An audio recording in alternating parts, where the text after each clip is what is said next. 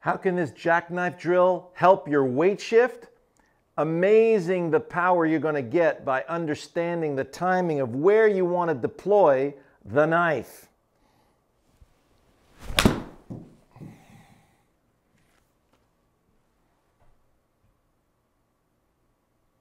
Boom! Don't want to miss this show.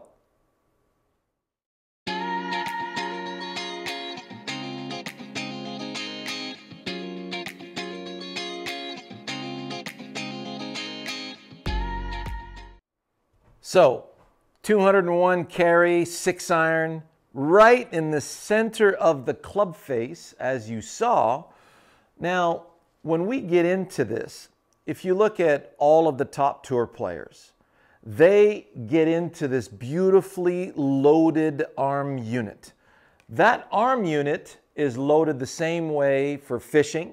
So when you want to cast a fishing pole, you notice there's a beautiful hinge on that snuff box, but there's a wonderful load of the arm. You would never allow that arm to collapse onto yourself. You can't cast a fishing pole from here. And you would never cast a fishing pole like this. It's all shove. So we allow the fishing pole to load up the wrist, and we feel the load in the fishing pole itself, and that gives us the ability to sling it accurately where we want to catch that fish. It's the same thing in tennis. There's a beautiful load of that tennis racket. There's a beautiful structure in that arm unit.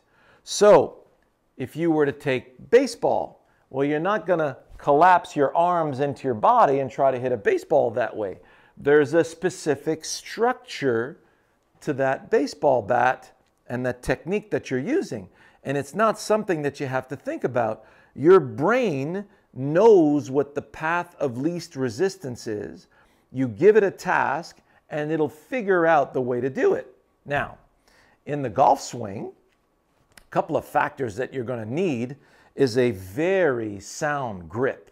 In order for you to really get the right grip, go to Best Video on Grip Ever, Shawn Clement, and you'll see how we're taking care of that bottom hand and the lead hand as well, so that when you get fully loaded and we're going towards the target, there we go. Now I'm in my jackknife setup. So I feel like right now gravity is trying to pull the club down. And notice as gravity pulls the club down, my trail arm is going to start extending. It's pulling the trail arm into extension. So where's the best place to deliver that jackknife? Not there, can't be the ball.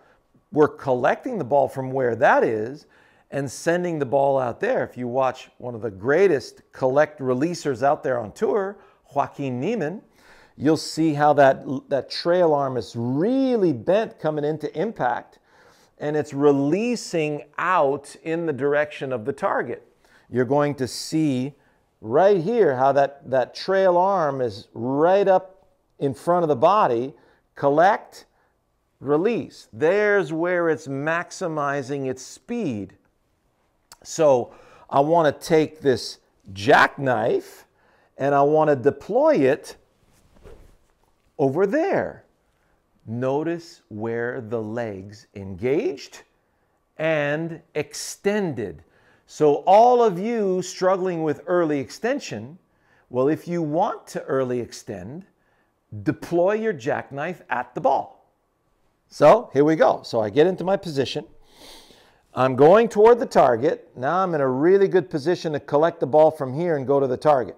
So, but what if I want to deploy my knife completely toward the ball? I would have to do this. Now I have to stand up in order to hit the ball. Early extension.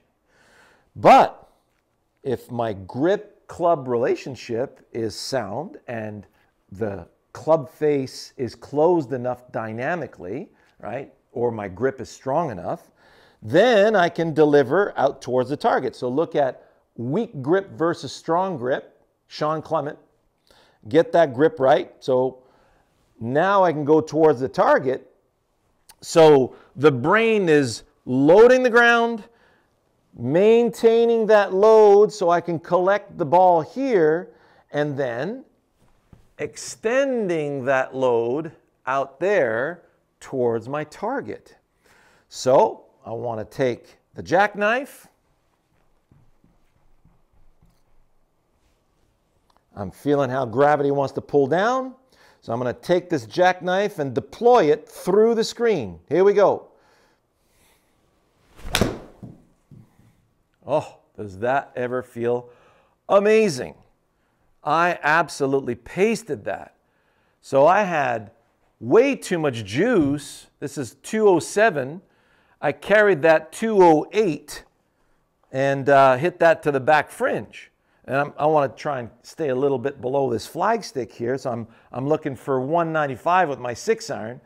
And I'm getting a heck of a lot more than what I bargained for. I'm getting at least one extra club. So if you're struggling with clubhead speed, this is the drill for you big time. So you don't have to hit balls with it. You can just rehearse it. So if I take my, if you take a sword, imagine this is a machete, hold it at the bottom of the shaft, and give it a slash. You'll notice the legs are going to, see, you would never slash towards yourself. That's not good. You would always slash through that bamboo shoot or that sugar cane that you're trying to cut. Same thing here. Imagine I got 2 arms. There's my jackknife. Slash. So the beginning of the cut is here, the end of the cut is there, and the release of the jackknife, the point where the jackknife is fully extended, is there. So peak speed is going to be out there in the direction that you want that ball to go. Okay? So you got to see this in action here. Let's have a look from face on. Load the knife. Use the legs to deploy the knife out into the picture. So my brain is there. I'm getting ready to feel the deployment of this thing over there. So, out you go. That was a good miss. On the green, a little right edge. You can see it right there. So that one was more like 194, but I caught that just a little bit thin. So, here it is again. Present the knife. Oh yeah. Deliver the knife out there.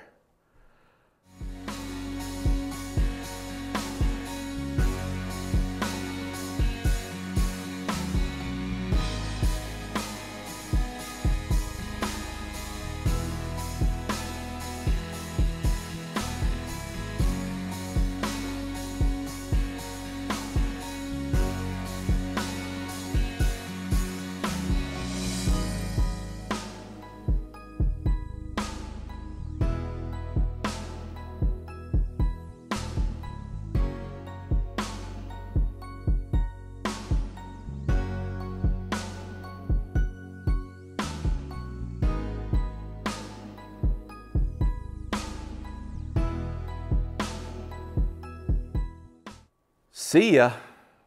Man, that was way out there. Way over the green. 213 carry on that one. So wasn't that slow motion action amazing? That really, you can really get that sucker to get some serious speed. And, the legs really know when to deploy. And all you got to do, if you want to practice this, so you take a 3-pound hammer and you heave it around the backyard. So notice I would never force it with my arms. I'd wreck my shoulder.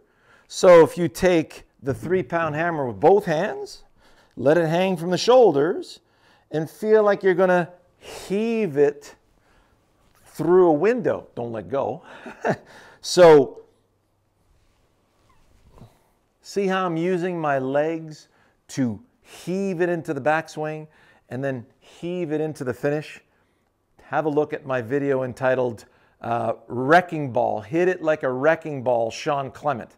You'll really appreciate that video. It's going to show you how to heave it into the backswing, gather that range of motion, gather the weight of that jackknife so that you can just go take it downtown.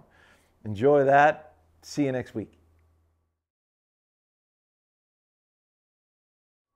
So, 4 easy gift ideas. If you don't have a rangefinder or the loved one in your life doesn't have one, you gotta get one. It's really, really important to have this on the golf course. This is the Tech ULTS Pro, just came out. I was using this all summer. They sent this out to me to test, and this one locks right in. So when you point, you push the button, it locks in on the flag, it'll vibrate, it'll tell you exactly what's going on. It is super quick, super fast, and just like the top brands that sell these top line models at $600, this one's 300 bucks. So really, really cool from Tech. The Swing Caddy made some nice improvements. There's actually a light at the end of it, so when you see that, pretty cool, huh? You see a nice flash of light as you whip through. So obviously we're looking for a nice click a little bit more beyond the ball. And the Pro model is now up to 135 miles an hour. So if you're looking for a little bit of speed training, this is the ultimate. It took Sav from 100 miles an hour to 108 miles an hour, and she had to use her legs to really get that sucker to click. So it is a really good unit for all kinds of little exercises. You'll see the video that I have on their website as far as the training with it. And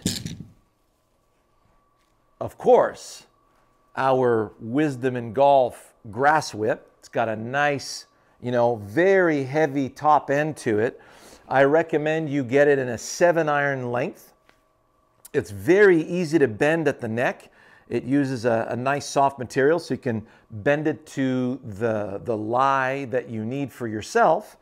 And of course, what's really cool is you can put any golf grip that you want on this particular unit to get that maximum benefit of that full release.